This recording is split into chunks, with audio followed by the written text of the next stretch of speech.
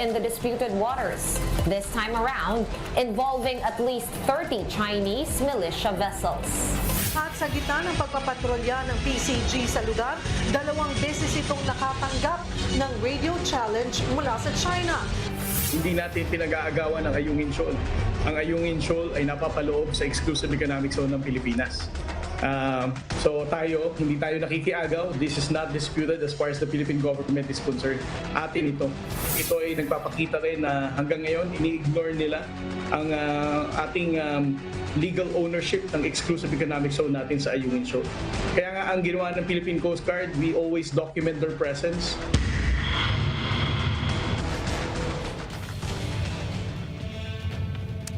Once again, Chinese ships have been reported to be swarming an area in the exclusive economic zone of the Philippines.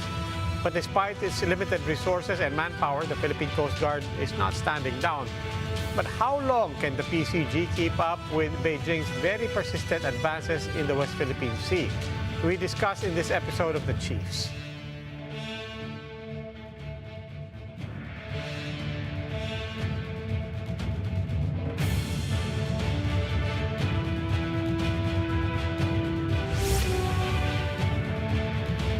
Good evening, ako po si Robbie Alampay. Kasama po natin online si Ed Linggao ng One News and Ami Pamintuan, Editor-in-Chief po ng Philippine Star. Chiefs, happy Thursday. Happy Thursday. Good evening. No, may breaking news tayo. Breaking news. Non-working holiday bukas. Holiday weekend. Holiday. People power weekend. Akala ko naman kung anong break. Akala ko Ang dami nagtatanong. Pero maraming akala nila fake news. Yeah, pero hindi lang yan ha. Maraming before we get to why a lot of people couldn't believe it, but I mean, marami ring nagulantang ha. I mean, you would think it's just welcome news, but I've seen so many groups kasi this was essentially announced after office hours. And so ang dami kong kilala, nagkakandara pa ngayon trying to just to cancel meetings. Oh, yun lang ha. Saka sa akin nga, ang dami nga nagtatanong kung totoo. Hindi nga makapaniwala. cancel meetings, kunwari lang yan. They're trying to book an out-of-town trip by tomorrow. Oh, yun lang nga, diba? Kasama sa rason yun, di ba, holiday economics now, Yeah, apart actually, from allowing the people to celebrate the people power. Well, baka, pero Ami, speaking of people power, maybe you can also delve on that a bit. Why a lot of people are finding this, why they were a little bit skeptical that the Marcos government would declare this a national holiday. Obviously, inaantay, matagal na inaantay ko anong action dyan ni President Marcos, no? Because he has been silent about it and sinabi na rin naman niya na he sees nothing to apologize for in the regime of his father. So medyo nakakagulat din to. Well, significantly, may isa pang development ngayon related to this, yung social weather station survey showing na 62% of people, this was conducted in December, 62% believe that the spirit of EDSA, the first EDSA revolt, is still alive. So, ayan, and 57% believe that it is still important to commemorate this day. What's also interesting lang, and this is our final word on this matter before we move on to the program, but it's interesting, you touched on it a bit, but it's interesting how the Malacanang announcement of the holiday went about rather indirectly to acknowledge the spirit of EDSA. Yes, oo nga. I remember, kasasabi din lang ni President Marcos in an interview, di ba, during one of his trips abroad na talaga daw this revolt that led to the ouster of his father cost their family a lot of pain. Inamin niya yun. But in any case, that's not what we'll be talking about today dahil, Bok, ano yung latest na nangyari sa West Philippine Sea? Well, yun nga nag-overflight yung Philippine Coast Guard doon sa Ayungin Shoal, and they were challenged by the Chinese Coast Guard. And then they received text messages saying, "Welcome to China." And that of course, is what... it's not really, it's not exactly something new. I mean, we've been hearing about this for a long time already, for several years. But I suppose that the context here is that it just comes, a month after the president went to China, and and was supposed to have established some sort of a hotline of sorts of communication to head off any further friction on the West Philippine Sea. And that's exactly what we will be talking about, the latest encounter in within the exclusive economic zone of the Philippines. We'll speak with Coast Guard Commodore J. Tariela. Just after a short break, the Chiefs will be right back.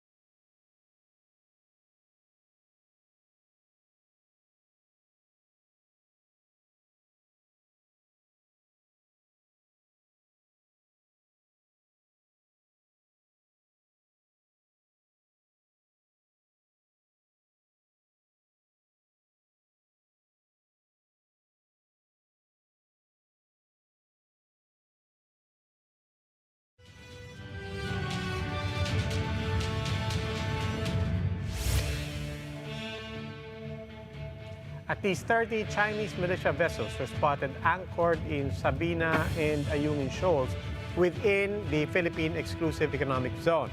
How does this affect our maritime security? Joining us on the program, Commodore J. Tariela, spokesman of the Philippine Coast Guard for the West Philippine Sea. Good evening, Commodore Tariela. Welcome po to the Chiefs. Good evening, sir. Good evening, sir. Good evening, Sir Ed. Good evening po. Sir, I'll just pick up where we left off kanina. Pinag-uusapan nga namin, nabanggit nga ni Ed na on the one hand, wala namang bago dito. Actually, parang every other week or every week na lang, mayroong bagong incident for us to talk about the West Philippine Sea again. But given that President Marcos had just met with Xi Jinping at the start of the year, supposedly they both agreed na iwasan natin yung mga kaguluhan, mga hindi pagkakaintindihan. Notwithstanding that, I mean, tama ba yung perception ng mga tao na parang pagkatapos nag-usap, parang ngayon, sunod-sunod yung nangyayari? Siguro, sir, let's start with the right context muna, no? Right after the visit ni Pangulong Marcos, sir, after China, nauna na, sir, na napabalita dito, a few days after yung dumating niya is yung fisherman sa Palawan, na kung saan nagbigay siya ng beat sa isang local Palawan media radio station at kinumpirma ng Philippine Coast Guard na authentic tong video na to. Hinaras talaga sila ng Chinese Coast Guard. And then barely 2 weeks ago, nagkaroon tayo ng military-grade laser pointing incident sa Ayungin while the Philippine Coast Guard was escorting the rolling mission ng Armed Forces of the Philippines. And then ngayon naman, itong resulta ng MDA flight natin 2 days ago. Masasabi natin na ngayon we are more open in presenting this incidents to the public. But again, we cannot also say na tumataas ang insidente kasi kung wala naman tayong basihan for or the past incidents na nailabas natin, then it would also be not true kung sasabihin nating tumataas ngayon after the visit. Tingnan ko lang po kung naintindihan ko yung sinabi niyo because sinabi niyo nga po, one key thing is we are more open about these things nowadays. Are we just saying that nababalita lang ngayon to pero actually this is medyo normal, this is par for the course? Well, for me, to answer that, sir, no, yung press release namin regarding sa laser pointing incident ng Ayungin, on the later part of that, sinabi namin noong last year, June, na-experience na ng Philippine Coast Guard itong laser incident na to sa BRP Habagat, no? Using blue laser light naman. And then August, binention namin, nagtanggal ng cover ng 70mm gun itong China Coast Guard vessel while at the same time nagpapatrolya rin tayo at sinusuportahan natin ang lore mission ng Armed Forces of the Philippines. So to answer your question, sir, ngayon sa pamumuno ng ating National Security Advisor, Jel Anyo, we are more public, we are more engaging the public in telling these incidents, and our intention is to expose this bullying behavior of China for us to gain international support, no? For the world to know that these are the aggressive and bullying behavior of China in the West Philippines. Pero sir, ang bago, I suppose ang bago ngayon dun sa sa laser incident is the fact that the embassy came forward, the Chinese embassy came forward, and I'm not saying that they said that you're lying, pero they're challenging your account, the Philippine Coast Guard account. Nagpakita pa sila ng mga litrato, yung isa yung Onic LS-320 na mukhang speed gun lang sa highway, parang sa MMDA lang ba? Tapos yung isa naman is supposedly laser pointed lang ng pang PowerPoint. Now for people who don't work or who don't live their lives at sea, it's really hard to tell distances kasi wala ka reference points Is it possible? Is it in any way possible that the laser that they used was actually just a small laser na hindi malayong inaabot or talagang malayuan yon? Sir Ed, nailabas na ng Philippine Coast Guard ang videos. We also shared itong mga photos na to. From the distance of the China Coast Guard vessel, you can actually see kung ano ang intensity ng laser nito, no? Patungo sa Philippine Coast Guard vessel. I'm not saying that he's lying, but what I'm saying is we have the videos, we have the photos to support the claim of the Philippine Coast Guard. And secondly, Sir Ed, to add, no, ito ang lagi nating nakikita sa Chinese embassy, no? Every time we expose their aggressive behavior and bullying activities in the South China Sea, the Chinese embassy here in Manila, lagi silang sakalang nagkukomento. Sometimes, of course, it's important for us to file diplomatic protests. Yan naman ang ginagawa natin for so many years, no? But those instances, barely silang nagre-responde. But every time we expose their activities sa media, and then the international community will be condemning their activities. Saka itong Chinese embassy, lagi silang nag-explain, no? You have to remember, Sir Ed, nung in-expose din ng Philippine Coast Guard 2 years ago, ang Chinese Maritime Militia na more than 200 na naka-anchor sa San Felipe. Ang Chinese embassy was trying to explain as well na hindi ito Chinese Maritime Militia, mga fishermen ito taking shelter. So every time na mayroong mga instances na isinasa publiko natin itong mga ginagawa nila, na ipinapakita natin na tayo ay nabubuli, lagi silang, they always come forward and trying to explain their side, whereas dun sa mga instances na hindi natin na isa publiko, pero nakapag-file tayo ng diplomatic protest. So beyond the diplomatic protest, Commodore, we talked to Commodore Armand Balilo recently at sabi niya, i-review niya nga daw ninyo ang protocols for responding to these types of incidents, no? Kasi may problema tayo dyan This is the gray zone operation of China, diba? They have this special unit na hindi ka pareho natin, yung Coast Guard natin, civilian tayo, yung iba, yung Navy, that's white yun gray yun, diba? Tayo, nakahiwala yun Sila hindi, militia yan They operate, yung kanilang Coast Guard, they can operate sa combat, sa both combat and civilian, di ba? And constabulary functions. So ano na yung mga finifines nyo ngayon na response, kung sakasakali, in response to that kind of confrontation? For the Philippine Coast Guard, ma'am, we are still going to base our actions based on the international law. We're not going to use great tactics in patrolling the South China Sea. Hindi tayo papalo ng kanilang strategy in deviating from the international law. The actions of the Philippine Coast Guard as a maritime law enforcement that is different from that of the Navy, that we do not have military identity. We are still going to maintain that. Our protocols will always be based on the rules-based actions na isiniset natin as a Coast Guard organization. Can you be more specific? Halimbawa, anong pwede ninyong dalhin na weaponry? Siyempre, kahit self-defense man lang pwede kayong magdala, di ba, ng armas And mga instruments, halimbawa, yung lasers, Iba-iba yan eh. Merong mga laser na ang lalakas na ngayon eh. Hindi ba kayo pwede magdala din ng laser kahit paano?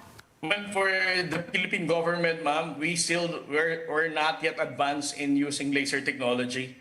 As far as the utilization of laser as part of our weaponry, hindi pa natin yan na-harness sa Philippine defense sector.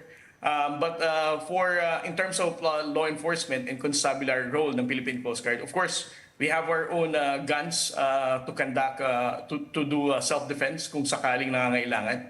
We are following the rules on the use of force. If the military is using the rules of engagement, the Philippine Coast Guard, as a law enforcer, follows the rules on the use of force. Sir, do you suspect that the lasers used by the Chinese Coast Guard are capable of being calibrated or you know they're capable of being used to inflict further harm? Like for example, may settings ba na high beam and low beam?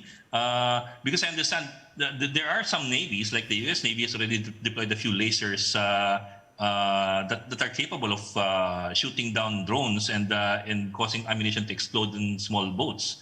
But then again, they can also calibrate the settings na pwedeng pang dazzle lang, pang blind lang, at pwede ring pang damage ng devices. Do we have an idea if this kind of laser that they used on you guys has that capability? Or kasi ang sabi nga nila pang PowerPoint lang eh.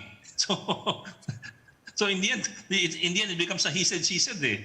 But from your perspective, sir, do you think it's that kind of a device? To be honest, sir, I'm not expert in laser technology, particularly for weaponry. Ang pinangahawakan lang ng Philippine Coast Guard is that yung mga crew natin, nung na-expose sila sa laser na to na ginamit ng China Coast Guard towards the Philippine Coast Guard vessel, BRP Malapascua, they experienced temporary blindness from 10 to 15 seconds. Tapos sir, yung ginagamit kasi na laser PowerPoints, they're just a small dot a really small dot that you can see of course on the blackboard, among other things. Do we have any testimonies from the crew as to how broad or how large the beam is of this laser? I understand that the US lasers can have a beam of up to 3 feet across it. Do we have any idea what kind of a beam it was? For the testimony of the crew, they were only mentioning na when that laser was pointed towards the bridge, hindi siya yung maliit na laser lang, no? It can actually, hindi siya isang maliit na pointer lang. Malawak yung coverage niya, yung diameter niya. But I wasn't able to ask exactly the diameter of the size of the laser na tumama. Sir, Sir, when it comes to the if you can call it communications, but the communications, the electronic communications, in particular on two levels, yung reported na back and forth radio challenges between our side and their side.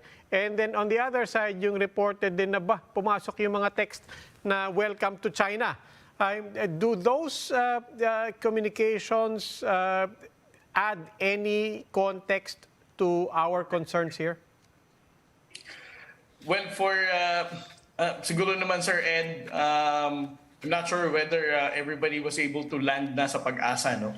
Kapag pumunta kayo dun, ma'am, sir, ang papasok talaga sa cellphone nyo is yung signal from China, no? But for the radio communication, we have a different means of communicating our report. It's a secured communication that we use in submitting reports directly to our headquarters. Do sa radio communications, what exactly did the China side say and anong sinagot natin? For our report, sir, that we released yesterday, it's inaudible, no? Hindi natin masyadong maintindihan. But we tried asking din sa mga nakakaintindi ng Chinese. They were saying that the recorded radio challenge is divided into two parts. The first part was in English, and then the second was in Chinese. Ang naintindihan lang namin para sa last part is to leave immediately. So hindi rin maayos kasi yung pagkaka-pronounce.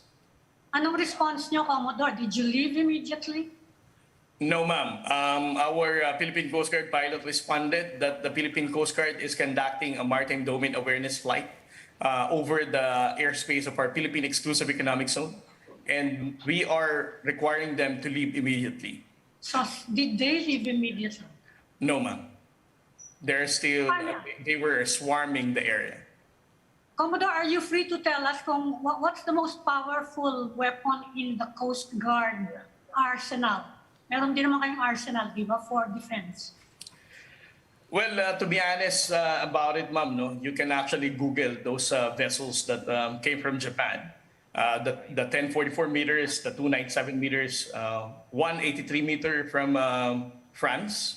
Lahat ito, when we acquired it through loan sa Japan, itong 12 na to, because of the constitutional constraint of Japan to export itong kanilang weapons, ang ibinigay lang sa atin ng Japan are basically platforms. These are basically vessels.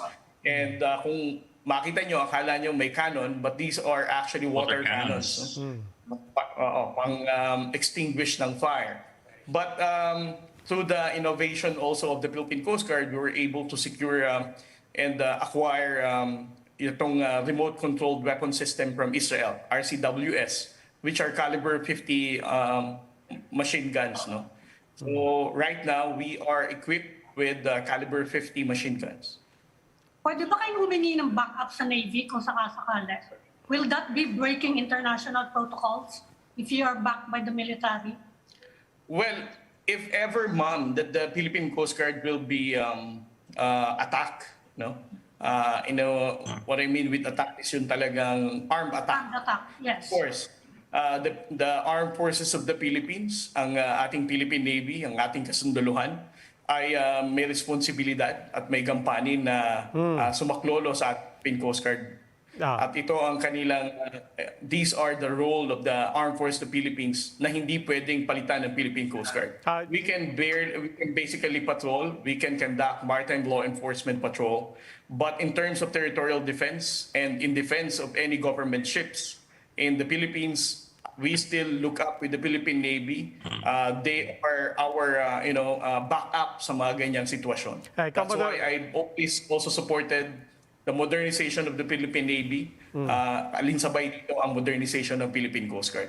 Commodore Terriela, this may be relevant to your earlier explanation as to what might goad or what might trigger the involvement of the Navy. But this is a very civilian question. I imagine you're using swarm as a technical term. No? What is the technical definition of a swarm, and yung context ng swarm, because that's what we're hearing from the Coast Guard, and I know this is officially being called a swarming. Is that in the context of any kind of attack? When we say swarm, does it have to reach a certain level in terms of numbers? Does it pertain to any kind of behavior that will then become relevant to the earlier question of Ami of, is there anything here that will bring in the Navy? If we're going to only respond with the swarming, I have to refer again to what had happened during the Whitsun Reef 2 years ago. We found 220 Chinese maritime militia swarming in Julian Felipe. The Philippine Coast Guard deployed 2 MRV 44-meter vessels. We drove them away. Umalis naman sila.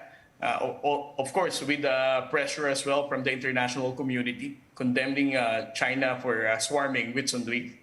So, if ever the Philippine Coast Guard vessels are also conducting patrols, sa mga pagkakataon na may makikita kaming mga Chinese maritime militia, I think we have already released photos na kung saan magkakadikit sila by group of 8, by group of 10 na naka-anchor sa isang location, sa isang maritime feature sa West Philippine Sea. Ang Philippine Coast Guard, pinaalis sila. We are advising them to leave immediately because they are within our exclusive economic zone. Now, for the Chinese embassy, they were claiming that these are just normal Chinese fishermen. But as you may notice, etong mga vessels na to, they're not actually engaged in fishing. They were just staying there, staying for a long time, loitering and swarming, pretending na they were fishing, but in reality, ino-occupy lang talaga nila ang isang maritime feature. So to answer your question, sir, whether the call for the Philippine Navy be required kung sakaling ida-drive natin palayo itong mga Chinese maritime militia na to, I think, I believe that's not yet enough for us to call on the Philippine Navy because the Philippine Coast Guard, in terms of driving them away, we have the capability and we have been doing that for the past so many years already. The only time that we can call for the Armed Forces of the Philippines and the Philippine Navy to enter the patrol is that whenever an armed attack was done on the Philippine Coast Guard vessel. That's clear po. Yun lang po yung gusto ko i-clarify. So short, but short of an armed attack, swarm we are using in the context of military movements. Kumbaga, this is not just trespassing by civilian fishing activities and so on. When we say swarm, we are in fact therefore considering this a military movement.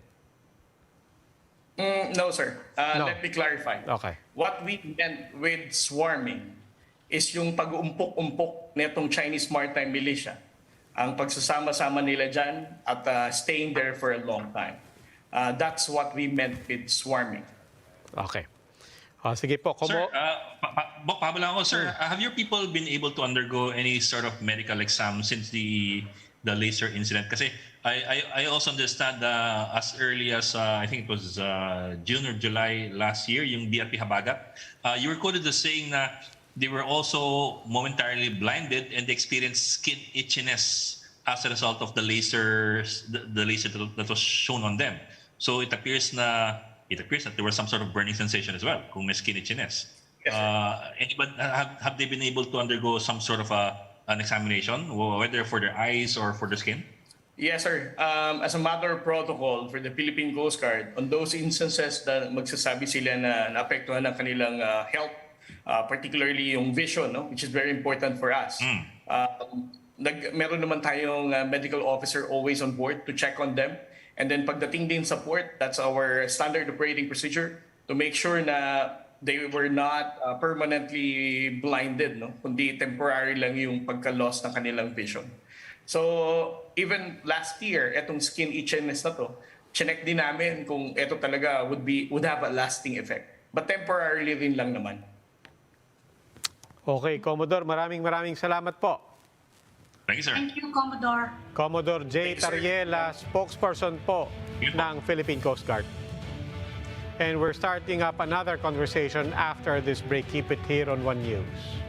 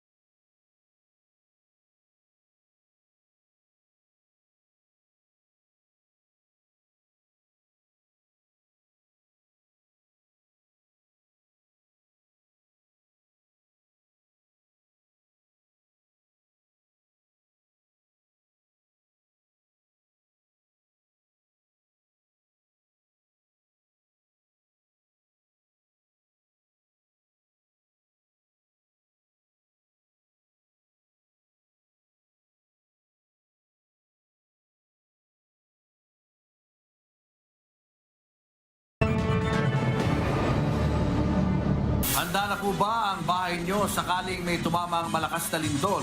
Ayon po kasi sa mga eksperto, dapat alinsunod sa National Building Code ang pagpapatayo ng mga istruktura. Yung mga bigla na lang may tumayo na residential houses, yung mga ganun, no? Liability yan na local So, dapat talaga may strict monitoring din, no? Strict monitoring ng basta na lang umuusbong.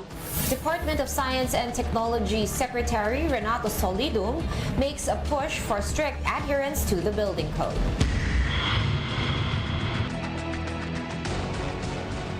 It has been 2 weeks since a deadly earthquake rocked Turkey and Syria, Tens of thousands left homeless after the tremor leveled structures there. Here at home, do our structures stand a chance when a tragedy of such magnitude strikes? Let's ask the expert, urban planning and landscape architect Paulo Alcazaren. Good evening, Paulo. Welcome back to the Chiefs. Hi, sir. Welcome back. Yes, good evening. Yeah. Paulo, unfortunately, these scenes and these disasters still take place very, very often and inevitably all over the world. But, you know, as an urban planner, every time you see something like this, regardless of where it happens in the world, what pops into your head? Well, how prepared are we? How prepared are our buildings? How prepared is our civil defense? And how prepared is our government to deal with the consequences of such a big earthquake? And is there a short answer to that? Yes, the answer is no.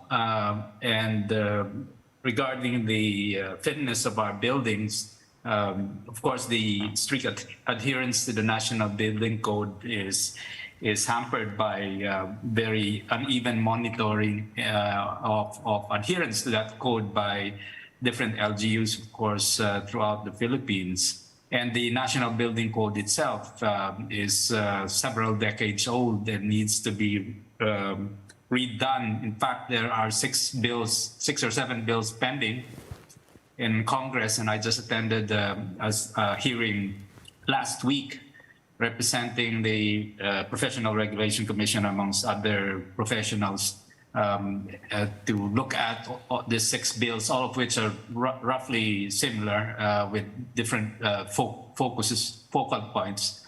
But we need to repeal the old National Building Code and institute a new one that addresses the concerns of all of these earthquakes and calamities. Pero Paolo, how prepared can we be realistically? Kasi sinasabi, kailangan daw structurally sound yung mga buildings, and we saw what happened in Turkey and parts of Syria. Yes, Anong pwedeng gawin in a building? Can you actually be resilient to a 7.8 magnitude? Yes, you can. Engineering wise, you can. Our engineers are very good. They're world class. They can engineer a building to withstand beyond 7 earthquake, and after a building is built, it has to be maintained, and that's where we fail a lot. Maintenance is not in the vocabulary of a lot of our public and private building owners. And so inspections are warranted. So what the local governments have to do is a regular audit of all structures within their jurisdiction, and do this in cycles of every few years. One must remember that the modeling for the big one was conducted, the Myers study was conducted 20 years ago. And since then, of course, the Metro Manila, this is for Metro Manila alone, Metro Manila has grown. Has grown. The number of buildings maybe twice more than what we had. The densities, the number of people in the informal settlements also, where structures are, of course, not following the building code, has doubled or tripled. So we have to restudy, we have to recalibrate, we have to go beyond individual single buildings in terms of robustness, but also complexes of buildings, because now we have a lot of these enclaves and we have a lot of these mixed-use developments where thousands of people live, work, and play. And so we must ensure that the buildings and the building complexes themselves withstand the earthquake, as well as provide the open space to counter provide the areas of refuge and triage and where people can go. So if you look at our dense urban centers, even if you're able to come down and wait for the aftershocks, you're right beside the buildings themselves. There's not enough space. You are prone to debris that falls from these buildings. And so that is what we're trying to put in the new National Building Code. It's not just the buildings themselves, but the context of the buildings.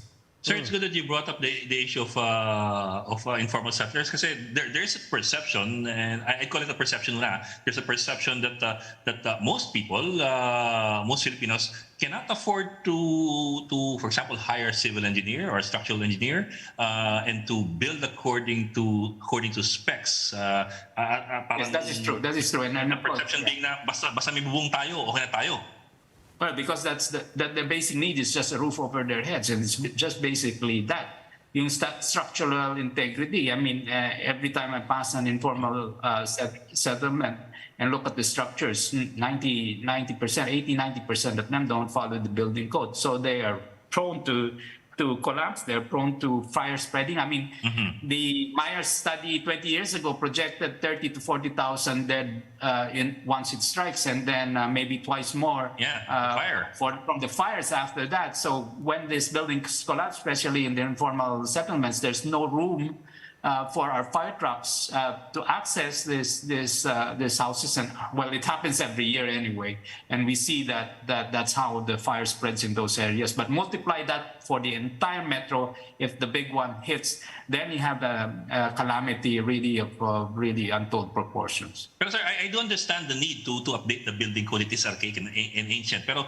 on the other hand, even the old building code, hindi naman talaga na-implement properly. Yes, that's true. I mean, so how much more a new building code, which probably would be more stringent? Yeah, your guess is as good as mine. So then it falls on the framework of governance and how individual LGUs. This is the time, if I may, that something that we had in martial law, which was the only good thing, is metro governance, should be brought back, because in a metropolis like Manila, if once an earthquake strikes, really you have to have a unified strategy of dealing with this. Of course, the Office of the Civil Defense, they will tell you that they have command and control. They're located in Camp Aguinaldo. They have materials, men and materials and equipment in place. But is it really? I mean, I hope you'll be able to interview the Office of Civil Defense and see how exactly they modeled the big one, and whether the LGUs are in line in cooperating with the strategies for such an event, pre-event planning and post-event strategies. Sir, if I may, pasingit lang ako, I think it was last week or 2 weeks ago na interview namin si MMDA chairman, I think it was Romeo Artes, and we asked him directly, dun sa West Valley Fault, are there structures built on the fault itself, or shouldn't there be some sort of easement, if that's what you call it, dun sa mismong fault line? And he said na wala raw structures sa West Valley Fault itself, walang nakapatong. So that's patently untrue. I mean, nagulat ka ako dun eh. So, but that's MMDA, Well, the West Valley, I live in Valle Verde, and the fault runs through most of the valles, and there are markers. And I can tell you that people live on the fault line all the way from Makati, Taguig, Makati, Pasig. The maps are there. The hazard maps have been produced by government. So that's not true. And anybody who just accesses Google and overlays the West Valley fault line, and it doesn't matter whether you're on the fault line or not, it will affect a much wider area, especially in the West Valley fault line, which runs parallel to the river San Juan and the Marikina and Pasig rivers, because on both sides the maps will indicate it's high liquefaction area, so really hazardous. I live in a hazardous area, but I'm in a 2-story building, so much less prone to damage than, say, a 4 to 15 building that's 20, 30, 40 years old and not inspected for integrity. Hey, Paolo, in the meantime, while we're waiting or not waiting for a lot of things that take a long time in this country, new policies, updated laws, the new code, and for that matter, behavior. While matatagalan tayo sa lahat na yan, what can communities do at their level right now? Yes, community-wise, they can again go through the same process as before. It's been tried to identify refuge areas, and a good number of institutions and complexes have done so. We must continue with the earthquake drills, because that will help make it a immediate reaction for people to be able to get out of the structures and into refuge areas. For those who can afford it, have your houses inspected and or structural integrity. The informal settlers and communities can ask for assistance from the LGUs to inspect at least some of the key structures. May I say that, of course, not only individual buildings but also churches. We have a lot of centuries-old churches. We shouldn't hope it doesn't happen like in Bohol, where the whole church collapses. God forbid the earthquake happens on a Sunday, and our churches, because they have not been maintained, collapse. The Catholic Church has to audit all of its structures and make sure that they are retrofitted. And again, also, I must say that I would not want to be under any of the huge billboards that is scattered all over our metropolis, because they may collapse. They're not inspected regularly, and any temblor would affect these things. Hey, Paolo, infrastructure, what can be done? Kasi I know in Japan, pati yung mga bridges nila fortified eh. Dito wala tayong ganun, Anong pwedeng gawin? Well, yeah, ma'am. In fact, I was at Guadalupe Bridge yesterday being interviewed by a newspaper, and we walked past four Japanese engineers taking a look at the understructure of the Guadalupe Bridge. They, of course, were not at liberty to tell me who they were working for, but I suspect JICA or some similar. And of course, if you just recall the Kobe earthquake or the San Francisco earthquakes, where you see all of our elevated, and we persist in putting up all of these elevated highways and infrastructure that's patong-patong, no? So they will collapse. Again, the Myers study point to the fact that all of our bridges, or some of them, a lot of them, may collapse, cutting one side of the metropolis from the other side, as well as now that we're so dependent on food for supply chains for food. Then we have to look at that aspect of a post-disaster scenario. Ay, Paolo, gaya na sabi ni Ed kanina, a lot of people don't have access to civil engineers, and even when we do, we don't even know how to speak the same language. We might not even understand. But whether I'm living in a condo or I'm living in my house, whatever the community, are there simple eye tests for me that I can gauge whether or not my building will stand up to this or my house will stand up to this? Well, yes, of course, telltale cracks in beams and columns are always a worrying sight, right? Especially, I believe, if the cracks are fairly diagonal and deep, so it's not just the paint that's cracking. Of course, even more worrisome is if you see the reinforcement poking through. That's, of course, if there are sagging beams, that's another telltale sign. If there's an unusual vibration that increases, especially for those who live beside the infrastructure. And another thing about elevated infrastructure is the harmonic. You get into harmonics, no?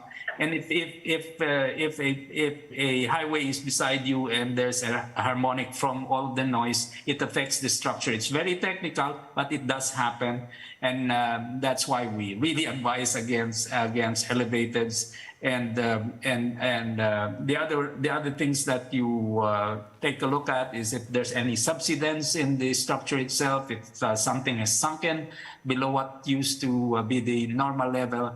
Those are the telltale signs. Paolo, Congress is looking at the National Building Code. Yes, ma'am. Tuloy yung amendments, Is there any particular provision that you want changed, or you want any particular provision that you want to see in an amended version?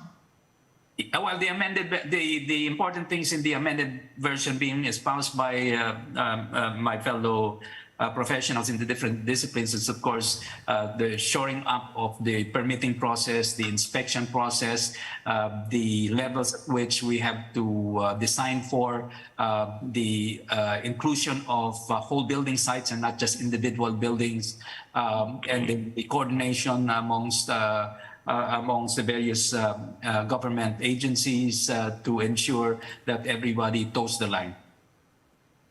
Okay. Paolo, if I could shift topics a bit, samantalahin ko nandito ka. Urban reform in general and mobility in the country. First question, we haven't heard anything about it for quite some time. What's happening with Parex? I have no idea, and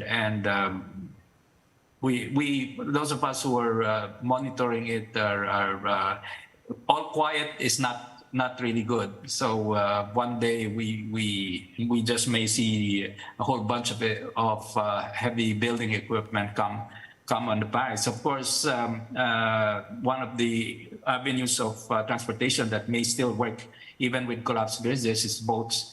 And if we build over, then it's just more infrastructure that will collapse in an earthquake. But one basic question to what you said, like you said, I started the question because we haven't heard anything for a while. You've been actively monitoring this. You haven't heard anything either. Why is it hard to monitor something of this scale? Well, certain agencies of government have not been transparent. When stakeholder meetings are called, it's done on the sly.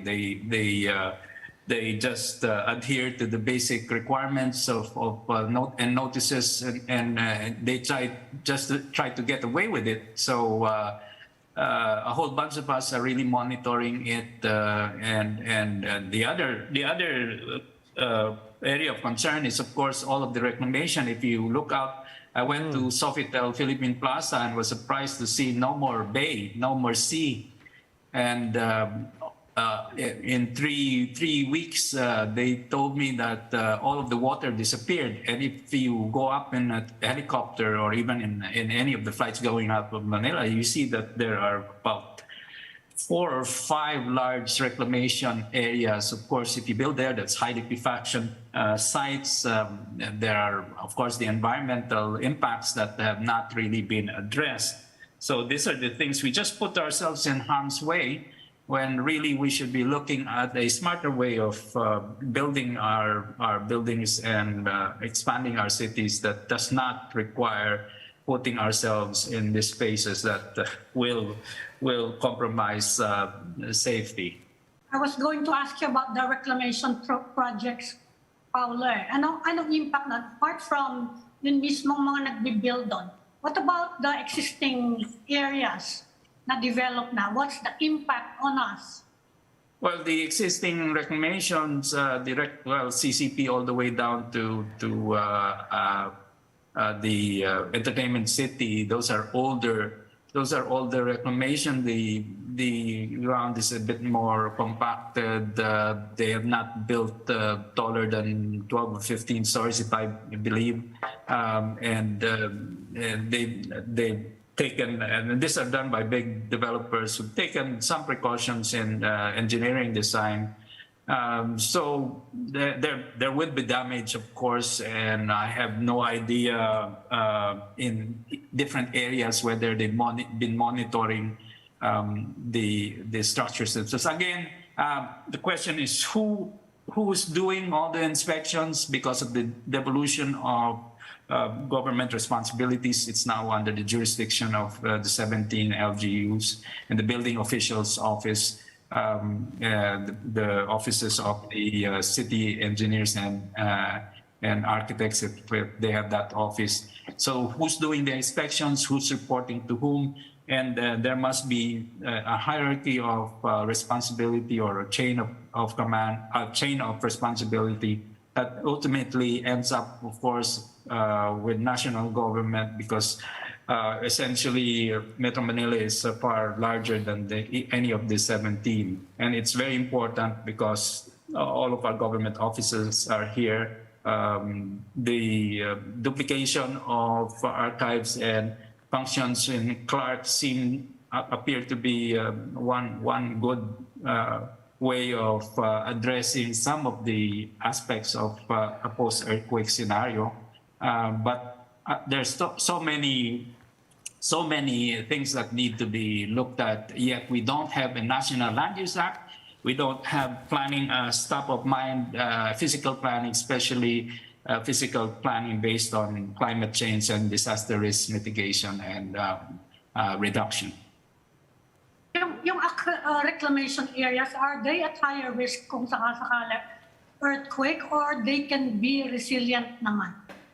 Well, individually, you can engineer the hell out of this building so they'll stand between 7 and 8. But generally, all reclamation areas are like areas beside creeks and rivers. They're prone to liquefaction. Besides which, of course, in the long run, if you look at the aspects of sea level rise, all of these areas have very short life. So, we do have a lot of land area that's above 15, 20 meters inland, and there are smarter ways, but everything is really low-hanging fruit or opportunistic in terms of real estate development, and nobody controls it.